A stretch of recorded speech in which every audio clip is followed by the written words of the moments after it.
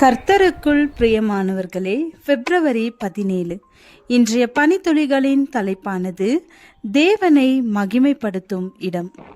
வசனம் ஆதியாகமம் 12வது அதிகாரம் 7வது வசனம். கர்த்தர் ஆபிரகாமுக்கு தரிசனமாகி, உன் சந்ததிக்கு இந்த தேசத்தை கொடுப்பேன் என்றார்.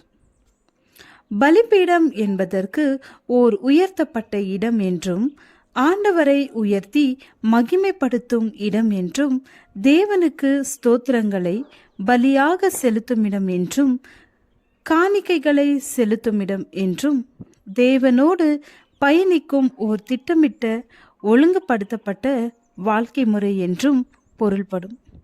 கர்த்தர் சொன்னார், அவர்கள் நடுவிலே நான் வாசம் பண்ண எனக்கு ஒரு பரிசுத்த ஸ்தலத்தை உண்டாக்குவார்களாக. அந்த பரிசுத்த ஸ்தலத்தில் 3 அமைப்புகள் இருந்தன. முதலாவது பிரகாரம் என்றும், இரண்டாவது பரிசுத்த ஸ்தலம் என்றும், மூன்றாவதாக மகா பரிசுத்த ஸ்தலம் என்றும் சொல்லப்பட்டது.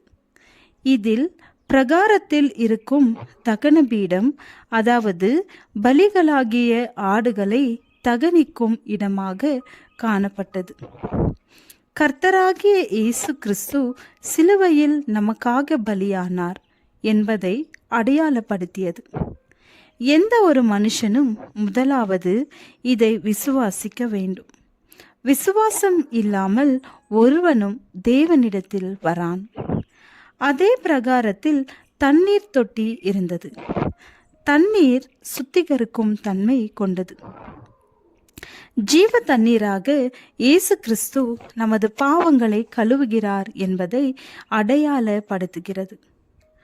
விசுவாசித்த பின் ஒருவன் தண்ணீர் முழுக்கினால், அதாவது ஞானஸ்தானத்தினால் சுத்திகரிக்கப்படுகிறான். பரிசுத்த ஸ்தலத்தில் இருந்த 3 பொருள்களில் ஒன்று குத்துவிளக்கு. ஆசரிப்பு கூடாரத்திற்கு எப்பொழுது வெளிச்சம் கொடுத்து கொண்டிருந்தது.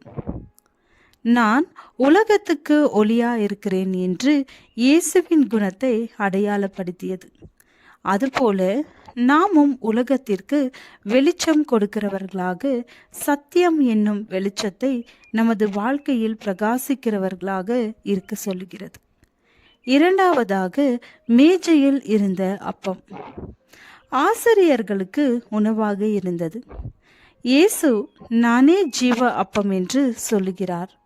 ஒருவன் பிழைப்பதற்கு இயேசுவாகிய அப்பத்தை புசிக்க வேண்டும். அதாவது சத்திய வசனமாகிய உணவை தினமும் உண்ண வேண்டாம். வேதத்தை வாசிக்காமல் ஒரு விசுவாச ஜீவியம் இல்லை. மூன்றாவதாக தூபபீடம். தூபம் ஆசரிப்பு கூடாரத்தை நிறைத்தது. ஜபம் ஒரு கிறிஸ்தவ ஜீவியத்தின் முக்கியமான ஒன்றாக காணப்படுகிறது.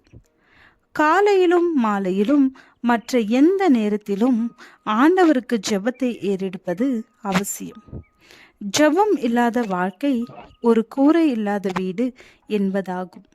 தேவனோடு நல்ல உறவை வைப்பதற்கு ஜபமே வழி. வெற்றிகளை தருவது ஜபமே. ஜப ஜீவியமே கிறிஸ்தவ ஜீவியம். ஜெபிக்காதவன் விசுவாசி அல்ல. எனவே ஜெபிப்போம், நல்ல விசுவாசியாக ஜீவிப்போம். ஜெபம். விசுவாசம், பரிசுத்த ஜீவியம், வார்த்தையாகிய அப்பம். பரிசுத்தவான்களின் ஜெபம் நிறைந்திருக்க கிருபை தாரும். ஆமேன்.